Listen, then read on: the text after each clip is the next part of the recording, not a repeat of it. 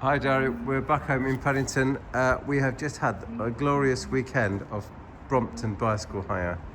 The application to hire the bicycle was absolutely pants, but once you've actually got that working, you can then hire a bicycle one of these little stations for a very something like modest £5 per day. My lovely partner is now going to demonstrate how easy it is to fold the bicycle back. We have not rehearsed this. We're gonna no laughing, and it's one take video. Here we go.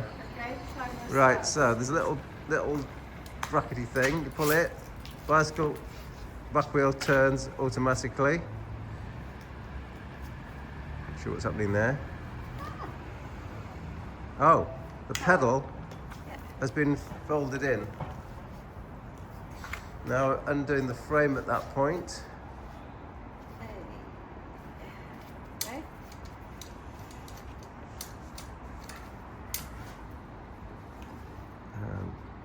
Folding it, and then it clicks. Closed. Yep. Wow. Okay. See that little plastic thing there, that yellow plastic thing, that hooks over the frame. No, the root.